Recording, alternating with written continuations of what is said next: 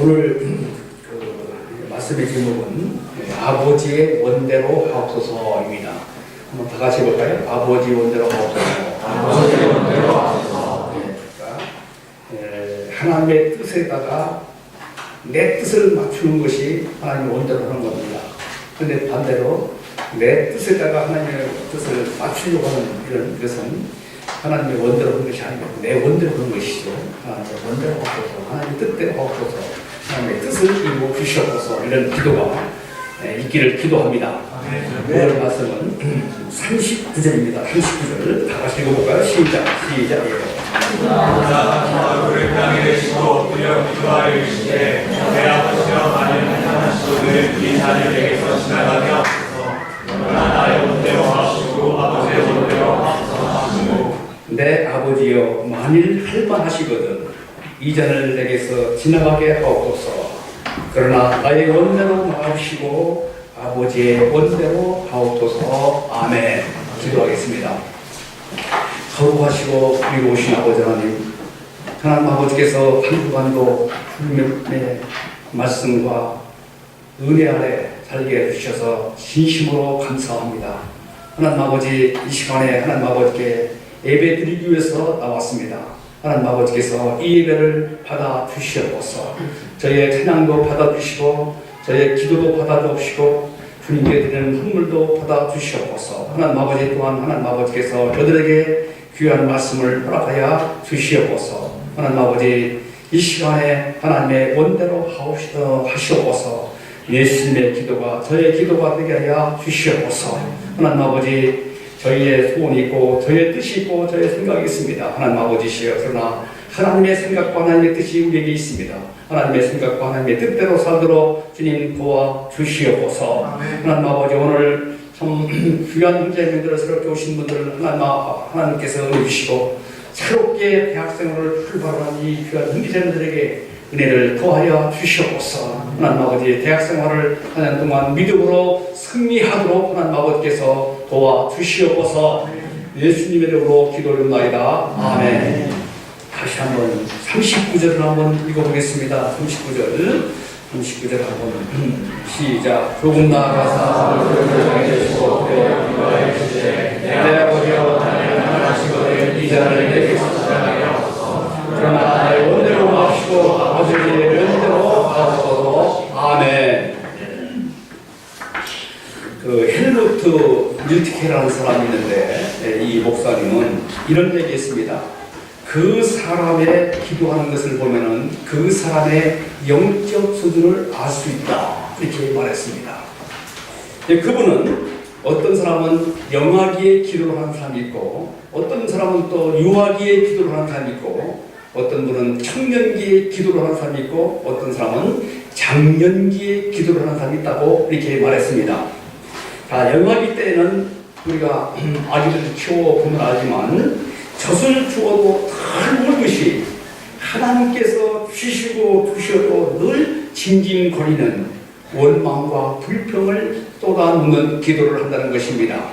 그리고 유아기 때는 또 번역을 가르지만 자기 뜻대로 안 되면은 때를 쓰고 자기가 가지고 싶은 것을 무조건 가지려고 하는 그것이 자기에게 좋지 않은 것임에도 불구하고 그냥 가지려고 하는 이런 때를 쓰는 이처럼 늘 달라는 기도를 한다는 것입니다. 아버지, 이거 주십시오, 이거 주십시오, 이거 주십시오 한다는 것입니다. 그리고 청년기에는 좀 철이 들어서 사례를 분별할 수 있지만 수많은 욕구가 있는 것이 바로 청년기입니다. 욕구가 많죠. 이처럼 이때는 자기 뜻을 꺾지 않고 하나님과 늘 충돌하는 겁니다. 그게 내 뜻대로 하게 하여 주시옵소서 하는 것이죠. 예.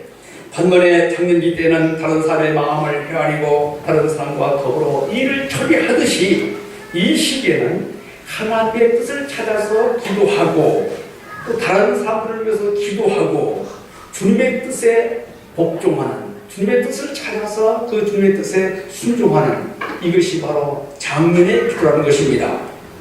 자, 우리 중에는 성숙한 장년과 같은 기도를 하고 있습니다. 하나님의 뜻을 이루어 주시옵소서. 내 뜻대로 하지 마옵시고 하나님의 뜻대로 하옵소서. 그리고 다른 사람들을 위해서 중보 기도합니다. 반면에 미성숙한 어린 아이와 같이 이런 믿음을 가진 사람도 있습니다. 본문은 성숙한 기도가 어떤 것인지 우리에게 가르쳐주고 있습니다. 우리가 예수님의 겟세마네 동산에서의 그 기도를 배움을 통해서 자기 뜻을 부인하고 주님의 뜻을 숨겨드리는 하나님의 뜻에 순종하는 성숙한 믿음의 사람들이 되기를 기도합니다. 아멘. 첫째, 내가 세 번 나를 부인하리라. 31절에서 35절입니다. 예수님은 6월절 만찬을 마치시고 감람산에 가셨습니다. 예수님은 제자들이 당신이 제자들이 예수님을 부인할 것이다, 배반할 것이다, 이것을 아셨습니다. 예수님께서 이런 제자들의 변화하신 것은 그렇게 쉬운 것이 아닙니다. 저 사람이, 저 친구가, 저 제자가 나를 배반할 것이다, 저 베드로가 나를 부인할 것이다, 이럼에도 불구하고 그들을 끝까지 사랑한다는 것은 그렇게 쉬운 것이 아니에요. 그러나 예수님은 스가랴서 말씀을 통해서 큰 은혜를 얻고 그들을 사랑하셨습니다. 스가랴서 13장 7절 보면은 만군의 여호와가 말하노라 하나 깨어서 내 목자 내 짝된 자를 치라. 목자를 치면은 양이 흩어지리와 작은 자들 위에는 내가 내 손을 들이리라. 이 말씀을 통해서 큰 위로와 은혜를 우리 예수님께서 받으셨습니다. 예수님은 언제나 말씀을 통해서 힘과 위로를 얻으셨습니다.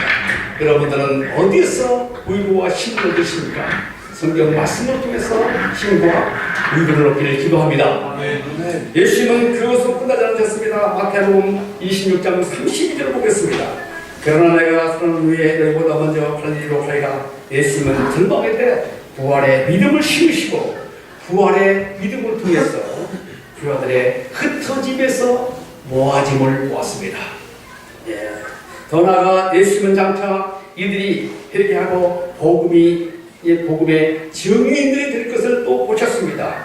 그리고 예수님은 그들이 약하여 실족할지라도 말씀을 붙들고 다시 일어설 기회를 우리 주님께서 주셨습니다. 이때 베드로의 반응이 어땠습니까? 33절을 보겠습니다. 베드로가 저에 다 버릴지라도 나는 그러하지 않겠나이다. 베드로는 다른 제자들이 예수님을 버리고 떠날지라도 자신은 그러지 않겠다고 했습니다. 사실 이 말은 베드로의 진심이었습니다. 진심이었어요. 그런 누구와도 예수님을 사랑했습니다. 예수님을 열정적으로 사랑했습니다. 베드로. 참 주님께 충성심이 있었습니다. 그러나 그는 자신이 얼마나 연약한가, 내가 연약하다, 자신이 연약한 것을 알지 못했습니다.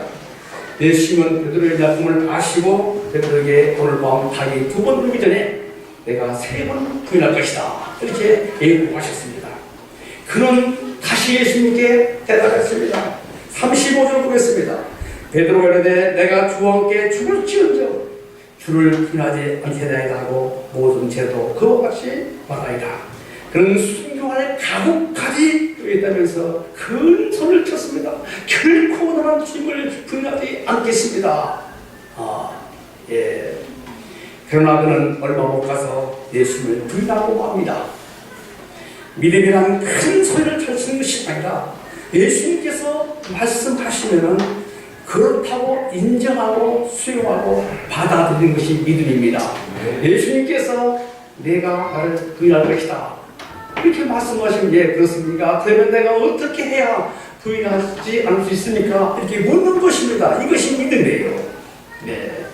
묻는 것은 배울 마음이요, 배울 마음은 성장하게 하는 것입니다. 묻는 것은 죄가 아닙니다. 모든 믿음은 묻는 것으로부터 시작됩니다. 사면상을 보면은 다윗은 세심하게 주님께 묻고 기도하고 뜻을 찾습니다. 주님, 전쟁을 해도 되겠습니까? 또 묻습니다. 그러면은 주님께서 전쟁해라. 그러면은 언제 전쟁하면 되겠습니까? 오늘 아침입니까? 내일입니까? 내일 저녁입니까? 아주 섬세하게 주님께 묻습니다. 기도합니다. 그랬을 때 그는 마음의 완전함, integrity of heart, 그리고 아주 능숙한 스킬풀 핸드, 시편 78편 72절은 완숙한 완전함, 그렇죠? 마음의 완전함과 그 손에 스키프라, 또 능숙함으로 나라를 다스렸다고 성경은 말씀하고 있습니다. 성숙한 사람은 자신의 연약함을 인정하고 하나님께 나가서 기도하는 사람입니다. 아멘. 여러분들이 주님께 나가 기도하는 성숙한 여러분이 되시길 기도합니다. 아멘. 자, 복음서에 나타나는 베드로는 기도하지 않았습니다. 베드로는 기도하지 않았습니다. 그러나 사도행전을 보면 베드로는 자신의 연약함을 인정하고 기도하는 모습이 사도행전에 많이 나옵니다. 그는 습관을 따라 기도했습니다. 그는 일을 시작하기 전에 기도하였고 일이 끝난 후에도 그는 기도했습니다. 예. 그는 복음을 전하다가 감옥에 갇혔습니다. 그는 감옥에서도 찬송하며 기도했습니다. 예. 그리고 그는 감옥에 나와서도 담대하게 하나님의 복음을 전했습니다. 그가 기도했을 때 연약함을 극복하고 담대한 믿음의 종이 될 수 있었습니다. 우리가 세상을 이기려면 자신의 연약함을 인정하고 하나님께 기도하는 것입니다. 아멘. 기도하면 이 세상을 이길 수 있습니다. 그 어느 것으로도 이 험한 세상을 이길 수 없습니다. 우리가 신입생들이 대학에 들어왔습니다. 참 대학에 지성과 낭만과 야술과 인생이 충만한 것 같지만 그렇지 않습니다. 그렇지 않아요. 이 캠퍼스 생활을 생동한 믿음으로 이기려면 기도하는 길밖에 없습니다. 기도해서 믿음으로 승리할 수 있기를 기도합니다. 아멘. 두 번째, 일어나라 함께 가자. 31절에서 46절입니다. 자, 예수님은 베드로를 알리 겟세마네 가셔서 자신의 연약함을 인정하시고 하나님께 간절히 기도하셨습니다. 36절을 보겠습니다. 이에 예수께서 저들과 함께 겟세마네라는 곳에 이르러 그들에게 이르시되 내가 저희 가서 기도할 동안에 너희는 여기 앉아 있으라. 겟세마네는 예수님께서 자주 가셔서 기도하시는 곳입니다. 겟세마네는 것은 기름을 짜는 틀 이런 뜻입니다. 예수님은 이곳에서 자신의 몸을 피와 땀으로 으깨가지고 기름을 짜듯이 주님께 기도하셨습니다. 예수님은 이곳에서 혈과 육의 싸움이 아니라 기도로서 사단과의 영적 싸움을 하셨습니다. 예수님은 저들에게 내가 기도하는 동안에 이곳에 앉아서 하시고 세제자 베드로와 요한과 야고보를 데리고 하셨습니다. 예수님은 가시면서 심히 고민하고 슬퍼하셨습니다. 예수님은 지금까지 기자들에게 이런 연약한 모습을 보여주신 적이 없습니다. 마가복음 4장 40절을 보면은 예수님은 파도와 광풍 앞에 두려워떠는 자들에게 어찌하여 믿음이 얻으냐 자들 심히 책망하셨습니다. 네. 이런 예수님의 모습은 온데가 되었고 놀라시고 슬퍼하시고 고민하고 계셨습니다. 그리고 저들에게 내 마음이 매우 고민하고 죽게 되었사오니 나와 함께 깨어있어 기도하라고 말씀하셨습니다. 일반적으로 목자는 양들에게 연약한 모습을 보여주지 않고자 합니다. 왜냐하면 연약한 모습을 보여주면 권위와 상신될 것 같아가지고 강한 모습을 보여주려고 합니다. 그러나 예수님은 저들에게 연약한 모습, 심히 기도하고 슬퍼하시고 고민하고 고통스러워 이런 모습을 다 보여주셨습니다. 그리고 예수님은 저들이 어리지만 기도의 동역자로 삼으시고 기도를 부탁하셨습니다. 이는 그들이 주님의 마음을 알고 예수님의 고난에 동참하고 그 발자취를 따라오도록 함에 있습니다. 예수님은 새 제자들을 들이시고 변호선에 가셔서 예수님께서 부활의 광경을 보여주심을 통해서 제자들이 장차 부활의 증인으로 살도록 다 보여주셨습니다. 이제는 예수님께서 겟세마네 동산에서 데리고 가셔서 주님의 그 고난과 아픔에 동참시키도록 하시기 위해서 새 제자를 데리고 가신 것입니다. 그러면 예수님은 왜 이렇게 고민하고 슬퍼하십니까? 소크라테스는 죽음 앞에 멋있게 안색 하나 끓하지 않고 저 이웃집에 닭 한 마리 내가 구워서 먹었는데 그 닭 한 마리를 갚아달라 하면서 안색 하나 끓하지 아니하고 곱배를 아주 멋있게 마셨다고 이렇게 기록하고 있습니다. 그리고 석가모니는 아므라비탑을 관세음보살하면서 운명을 했습니다. 그런데 예수님은 죽음 앞에서 이렇게 두려워하고 고민하고 호통하시고 괴로워하시는 이유가 무엇입니까? 이는 그들의 죽음은 개인적인 죽음이었지만 예수님의 죽음은 온 인류의 대속을 위한 죽음이었기 때문입니다. 예. 온 인류의 죄짐이 한꺼번에 짓누르는 그 짐, 예수님의 그 마음은 심히 고민하고 고통스럽고 죽게 될 지경에 이르렀습니다. 어느 누구도 죽음을 원한 사람 한 명도 없습니다. 예. 하물며 십자가의 죽음을 경한 사람은 더욱더 없습니다. 그러나 예수님은 인류의 죄를 대신 지고 십자가에 달려 만민의 표적이 되셨습니다. 예수님은 체포와 조롱과 멸시와 침뱉음 저주 마침에 십자가에 달려 죽으셨습니다. 뿐만 아니라 예수님은 잠시나마 하나님께로부터도 버림을 받으셨습니다. 사람들로부터 버림을 받을지라도 하나님께서 계시기 때문에 하나님께서 받아주시기 때문에 잠시 그 아픔을 이길 수 있는데 우리 주님께서는 잠시나마 하나님께로부터 처절하게 버림을 받으셨습니다. 이것은 인간으로서 감당할 수 없는 고통이었습니다. 우리는 예수님의 모습에서 육신의 몸을 입고 오신 한 인간의 모습을 보게 됩니다. 예수님은 하나님의 아들이십니다. 그러나 예수님께서는 인간의 연약한 육신의 몸을 입고 이 땅에 오셨습니다. 그러므로 예수님은 우리의 슬픔과 고통과 고통을 잘 아십니다. 왜냐하면 인간의 육신의 몸을 입고 오셨기 때문입니다.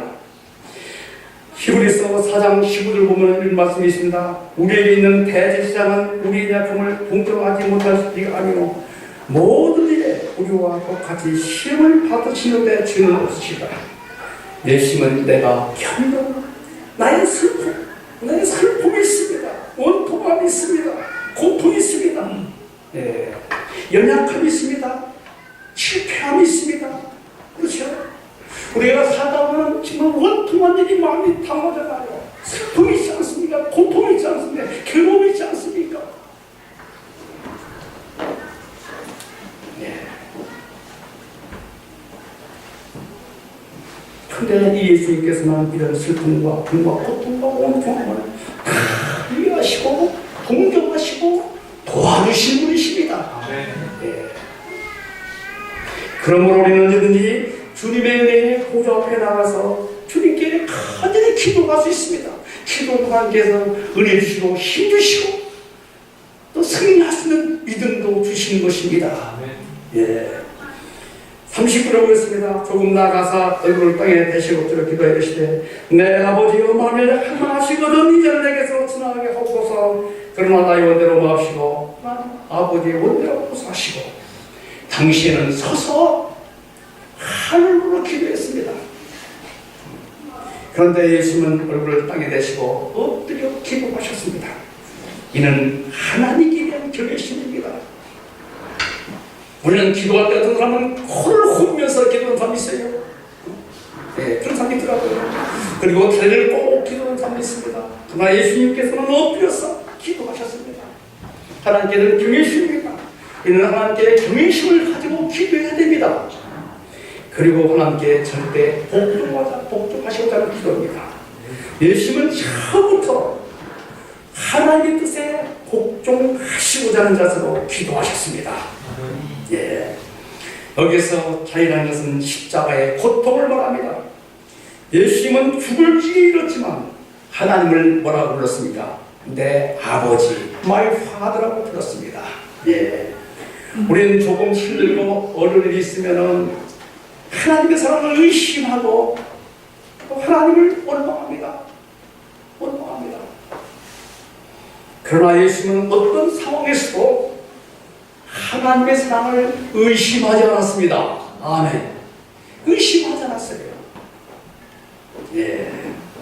예수님은 절망적인 상황에서도 소원과 고통을 진실하게 하나님께 하였습니다. 진실하게 하였습니다. 죽게 되었습니다. 진실하게. 그럼 예수님은 동일한 기도를 3번 반복하셨어요. 만일 할망하시거든, 예수님은 십자가의 고통을 면하기를 원하셨습니다. 예수님은 십자가 길 이외에 구원의 길이 있다면 그 길을 통해서 구원 역사가 이루어지기를 원하셨습니다. 그런데 이것은 예수님의 소원이지 하나님의 소원이 아니라 하셨습니다. 근데 문제는 십자가를 치는 것이 어려웠습니다. 치는 거 어려웠습니다. 이때 예수님께서 뭐라고 기도하십니까? 그러나 나의 원대로 하시고 하나님의 원대로 하옵소서. 아멘. 그러나 참 중요한 단어입니다. 그러나 이는 자기에게서 하나님께로의 타의 전환입니다. 입에서 영의 전환이요 자기를 기쁘게 하는 삶에서 하나님을 기쁘게 하고자 하는 삶이요. 이것은 해피하고자 하는 것이 아니라 적극적으로 잔을 마시고자 하시는 주님의 의지요 소원입니다. 예수님은 내 뜻보다 하나님의 뜻이 이루어지도록 기도했습니다. 그것이 비록 십자가의 고통을 지나도 하나님의 뜻이 이루어지도록 간절히 기도했습니다. 이 기도는 나는 아무래도 할 수 없으니 부득이 그렇게 해달라 그런 기도가 아닙니다. 이 기도는 십자가는 쓰지만 자는 쓰지만 이것은 하나님의 뜻으로 믿고 현재는 그것이 무슨 뜻인지 알지 못하지만 하나님의 선한 뜻이 있는 줄 믿고 자극적으로 주님께 기도하는 믿음의 기도입니다. 그리고 누가복음 22장 44절은 예수님은 필사적으로 하나님께 매달려서 핏방울이 땀방울이 핏방울이 이렇게 기도하셨습니다. 필사적으로. 예수님은 육지에 계실 때 히브리서 5장 7절을 보면은 자기를 구원하실 이에게 심한 통곡과 눈물과 간구 소원을 올려드렸다고 말씀하고 있습니다. 예수의 기도는 피와 땀의 기도입니다. 우리가 어떤 어려움이 닥칠 때 우리는 주님께 정말 땀방울이 핏방울이 가지고 기도하신 예수를 배워서 정말 주님께 간절히 기도하는 저와 여러분 되기를 기도합니다. 기도를 통해서 힘을 얻을 수 있습니다. 인간적인 지혜는 한계가 있습니다. 그러나 주님께 기도하는 주님께서 그 놀라운 지혜와 능력을 덧입혀 주시고 그 어려움을 극복할 수 있는 힘도 공급하여 주십니다. 우리가 살다 보면 여러 가지 문제가 생깁니다. 인간 문제, 가정 문제, 학교 문제, 직장 문제, 결혼 문제, 여러 가지 송사 문제, 여러 가지 문제가 생깁니다. 또 큰 슬픔을 당할 때도 있고 실패할 때도 있습니다. 저도 마찬가지입니다. 살아가면서 여러 가지 경험을 했습니다. 이럴 때 3가지 태도를 가질 수 있습니다.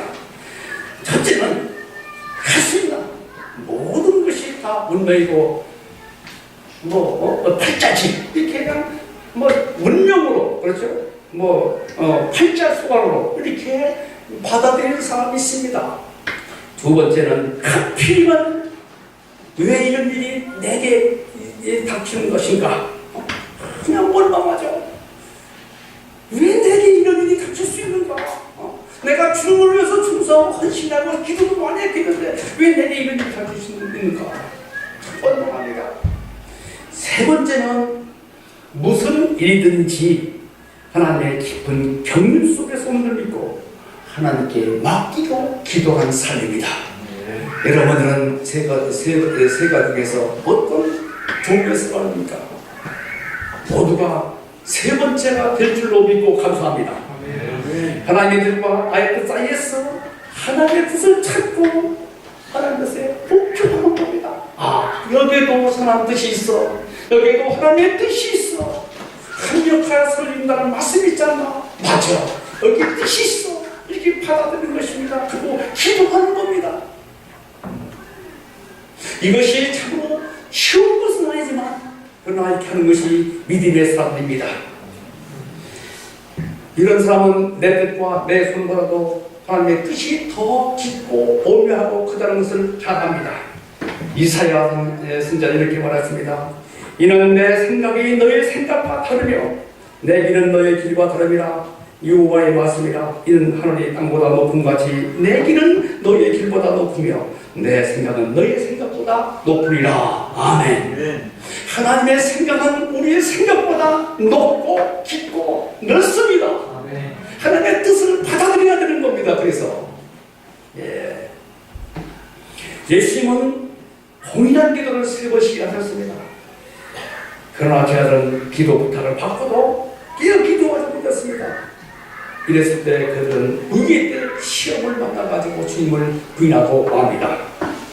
이것은 우리에게 큰 경고가 됩니다. 우리가 깨어서 기도할 때 사방을 살필 수 있습니다. 팔방을 살필 수 있습니다. 원수도 볼 수 있습니다. 그리고 연약함을 이길 수도 있습니다.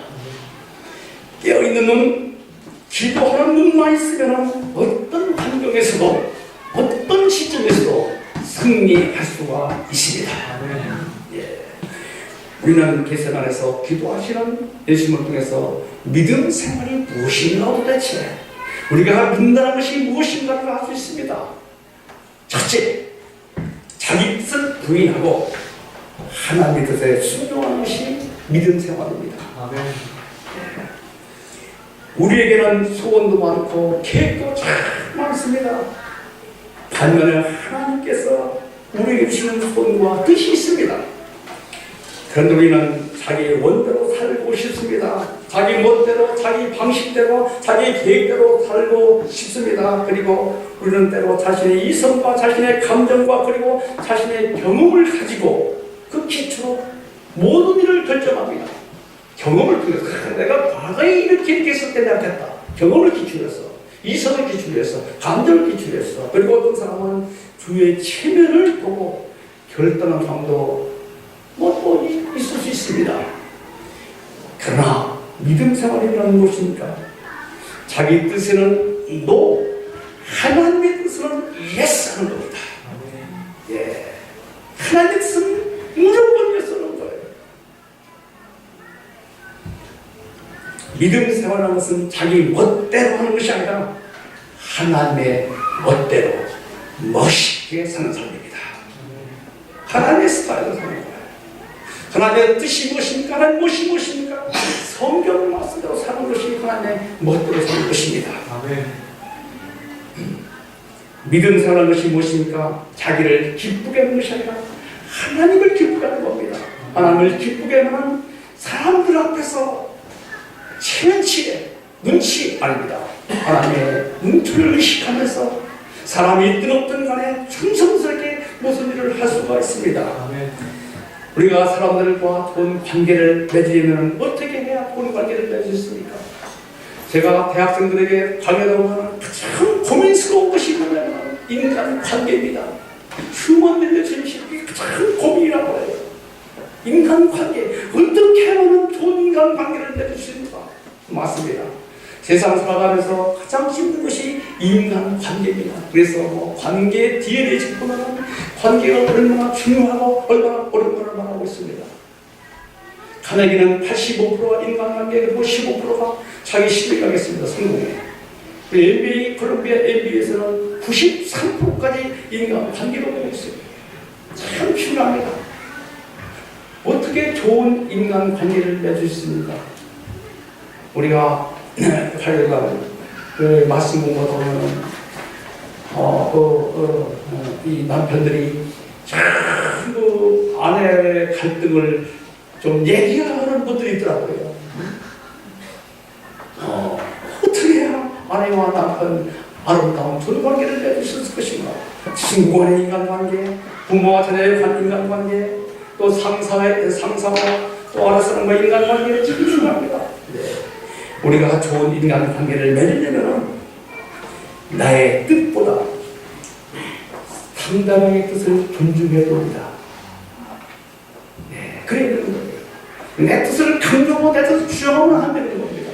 아내와 남편과의 관계도 내 뜻만 하나가 자기가 편만 내 뜻만 강조하고, 자, 예를 들어서 소리 지고 없어요. 그런데 참 분위기 좋은 곳에 가서 이 칼질하는 그 아름다운 먹어들면서 서빙을 받으면서 그렇게 하고 싶잖아요. 우리 김선생님, 그렇죠? 예, 예, 하고 싶잖아요. 예. 근데 그것을 부인하는 겁니다. 자기 형편을 해가면서 아니야 하면서 분명한 것이에요. 예. 마찬가지로 하나님의 관계도 마찬가지라 내 뜻보다 하나님의 뜻을 앞세워야 하나님과 아름다운 관계를 맺을 수가 있습니다. 예. 우리의 본성대로 살면은 멸망이요 하나님의 뜻대로 살면은 영생은 없습니다. 자, 베드로의 꿈은 갈릴리 바다 얕은 물가에서 고기를 잡으면서 아기와 자기와 함께 아기 자기와 함께 사는 그것이 그의 꿈이었습니다. 그러나 주님께서는 기쁜 데로 가서 고기를 잡으러 말씀했습니다. 그리고 주님께서 원하시는 것은 사람을 낚는 어부가 되기를 원하셨습니다. 죽은 삶을 살리는 그런 멋진 삶을 살기로 했습니다. 베드로는 하나님의 뜻을, 예수님의 뜻을 영접하고 배와 그물을 거두고 예수님의 뜻에 순종해서 즉시 예수님을 따랐습니다. 그때가 어떻게 되었습니까? 베드로는 1세기의 위대한 스승으로 목자가 되었고 하늘의 별과 같이 빛나는 아름다운 멋진 삶을 그는 살았습니다. 예. 우리 김기란 목자님은 그 꿈이 뭐냐면 제가 대학교 1학년 때 지금도 그 모습이 생각납니다. 그의 꿈은 그냥 아기와 자기와 함께 그냥 사는 거예요. 세상에 아기와 자기와 함께 사는 것은 평범한 삶의 원리예요. 그건 꿈이 아닙니다. 그거는 오줌만 났으면 장가도 못 가고 집도 못 가겠어요. 자식 하나 차려요. 그런 꿈이었습니다. 그의 꿈은 한마디로 썰렁했어요. 아주 썰렁했어요. 그런 그가 김리백과 선교사와 말씀을 공부하고 나서 하나님의 깊고 넓은 그 오묘한 진리를 갖고 하나님께서 나에게 주신 그 넓은 그 꿈, 소원을 영접하게 되었습니다. 그렇게 됐습니다. 그 꿈과 소원은 그 분야의 전거가 되어서 향락과 물질로 춤추는 캠퍼스를 하나님의 말씀으로 그 시대를 살리는 그런 꿈이었습니다. 그런 이 꿈을 영접하고 나서 일본으로 선교사로 선교 나갔습니다. 일본에 가서 2년 동안 열심히 했던 나고야 대학생들을 섬겼습니다. 그리고 임채영 선교사 가정도 또 김영환 선교사 가정을 잘 그냥 살폈어요. 그리고 미국에 건너가서 또 1년 동안 또 미국 대학생들에게 복음을 해서 많은 사람들을 하나님께로 인도했습니다. 지금은 이날에 영국 교수로서 후배들 가시면서 복음을 하는 멋진 삶을 살고 있습니다. 그의 꿈이 이루어졌습니다. 다른 사람들은 2명인데 그 집은 또 3명을 낳았어요. 아들 하나, 딸 둘입니다. 과거에는 우리 권사님께서 말씀하시기를 아들 둘, 딸에게는 최고의 아름다운 이런 가져가겠는데 지금은 딸 둘, 아들 하나가 가장 아주 환상적인 이런 일이라고 합니다. 근데 이 집은 우리 그 딸 둘, 아들 하나 지금 환상적인 이런 21세기의 멋진 가정을 이루고 있습니다. 이처럼 하나님의 뜻을 순종하면 하나님의 뜻을 영접하기만 하면 아름답고 멋진 삶을 살 수가 있습니다. 둘째는 고난의 자를 마시는 겁니다. 고난의 자는 십자가를 의미합니다. 십자가를 한마디로 뭐냐, 좁은 길을 걷는 겁니다. 좁은 길이 십자가의 길입니다. 좁은 길은 희생과 헌신의 길입니다. 좁은 길을 버리고 넓은 길로 가는 것은 믿음이 아닙니다. 넓은 길은 사망의 길이고 좁은 길은 생명의 길입니다. 예. 십자가의 그 고난의 잔을 마시는 것이라 생명의 길입니다.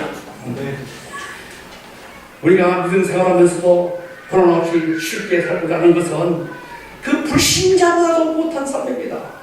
불신자들도 자기를 위해서 얼마나 고생을 많이 하고 얼마나 노력합니까? 그런데 믿음의 사람들이 고난 없이 쉽게 살고가는 것은 이건 아주 불신자보다도 못한 겁니다. 믿음 생활하는 것은 뭡니까? 한마디로 희생과 헌신의 삶, 좋은 길을 가는 겁니다. 여러분들이 힘써 좋은 길을 갈 수 있기를 기도합니다. 넓은 길은 사망의 길입니다. 좁은 길은 생명의 길, 희망의 길, 소망의 길입니다.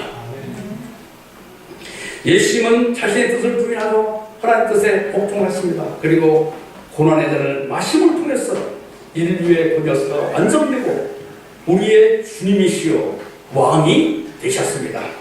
자, 40절 보겠습니다. 예수님께서 기도하시고 저녁에 와보니까 그들은 침을 흘려서 잠을 자고 있었습니다. 예수님은 이런 저를 보시고 말씀했습니다. 제자들이 오사 그 작은 것을 보시고 그들에게 말씀하시되 너희가 나와 함께 한 시간으로 이렇게 깨어 있을 수 없더냐. 베드로는 큰 소리를 쳤지만 육신의 약함을 이기지 못해가지고 중대한 시간에 잠을 자고 맙니다. 예수님은 이런 제자들에게 말씀했습니다. 40일 들었습니다.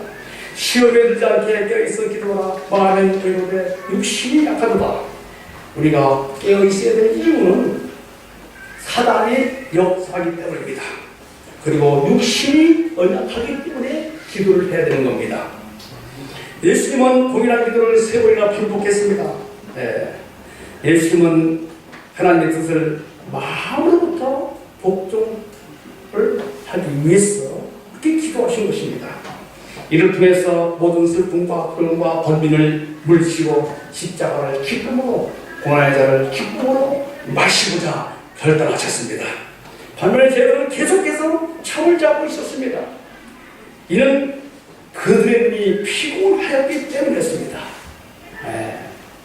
졸릴 때 그 눈 감고 누르는 힘이 1.5 들어갑니다. 1.5톤을 어떻게 올릴 수 있습니까? 그래가지고 차 내려다가 조문을 못 참아가지고 사고하는 겁니다. 엄청나게 올릴 수 없는 거예요. 우리 힘으로. 네. 그러나 영적으로 깼을 때 잠을 몰아내고 깨어 하셨습니다. 예수님은 3번째 와서 이제는 코를 골며 자고 있는 저들에게 말씀했습니다. 이제는 자고 쉬라. 푹 쉬라. 이불을 덮어주면서 쉬라겠습니다. 그리고 예수님은 십자가를 지시기 위해서 드러나게 일어나셨습니다. 예수님은 비를 통해서 두려움과 모든 연약함을 이기셨습니다. 이제 예수님의 마음에는 모든 두려움과 슬픔을 사라지고 기쁨과 평강을 임했습니다. 여러분들은 이제 앞으로 어떤 삶을 살아야겠습니까? 기도로서 모든 어려움을 극복할 수 있기를 기도합니다. 하나님의 뜻에 순종하는, 하나님의 뜻에 복종하는, 자기 원대로 마시고 하나님 뜻대로 하옵소서, 이런 기도할 수 있기를 기도합니다. 신앙생활은 자신의 연약함을 인정하고 기도하는 것입니다. 내가 연약하다, 이것을 인정해야 됩니다. 강하다는 사람들은 넘어집니다. 연약함을 인정하는 겁니다.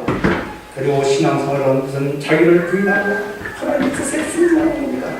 신앙생활이 무엇입니까? 십자가의 잔, 고난의 잔을 마시는 것입니다. 좁은 길을 가는 것입니다. 여기에 영생이 있습니다. 그리고 신앙생활하는 것은 깨어서 늘 기도함으로 연약함을 극복하고 믿음의 승리를 하도록 하는 것입니다. 기도하겠습니다.